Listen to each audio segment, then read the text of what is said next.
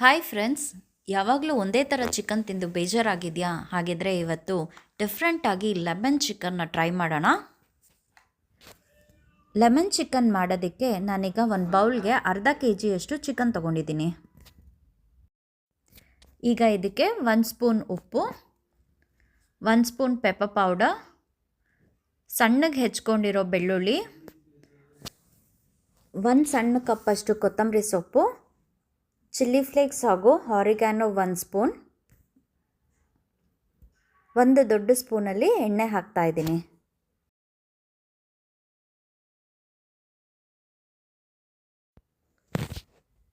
ಈಗ ಇದನ್ನೆಲ್ಲ ಚೆನ್ನಾಗಿ ಮಿಕ್ಸ್ ಮಾಡಿಕೊಂಡು ಒಂದು ಹಾಫ್ ಆನ್ ಅವರ್ ಮ್ಯಾರಿನೇಟ್ ಆಗೋಕ್ಕೆ ಬಿಡೋಣ.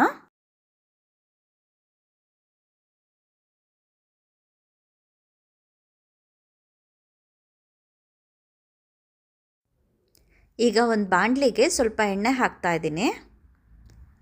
ಎಣ್ಣೆ ಕಾದ್ಮೇಲೆ ನಾವು ಮ್ಯಾರಿನೇಟ್ ಮಾಡ್ಕೊಂಡಿರೋಂಥ ಚಿಕನ್ನ ಇದಕ್ಕೆ ಚಿಕನ್ನ ಇವಾಗ ಚೆನ್ನಾಗಿ ಫ್ರೈ ಮಾಡ್ಕೋತಾ ಇದ್ದೀನಿ. ಇದು ಸ್ವಲ್ಪ ಬಾಡಿದ್ಮೇಲೆ ಒಂದು 10 ನಿಮಿಷ ಲಿಡ್ ಕ್ಲೋಸ್ ಮಾಡಿಬಿಟ್ಟು ಚೆನ್ನಾಗಿ ಬೇಯಿಸ್ಕೊಳ್ಳೋಣ.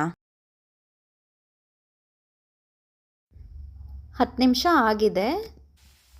ಚಿಕನ್ ಕೂಡ ನೀಟಾಗಿ ಬೆಂದಿದೆ.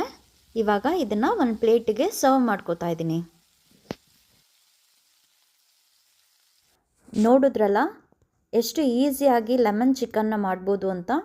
ಜಾಸ್ತಿ ಮಸಾಲೆನೂ ಇಲ್ಲ, ಜಾಸ್ತಿ ಖಾರನೂ ಇಲ್ಲ, ತುಂಬ ಟೇಸ್ಟಿಯಾಗಿರುತ್ತೆ. ನೀವು ಒಂದು ಸತಿ ಟ್ರೈ ಮಾಡಿ.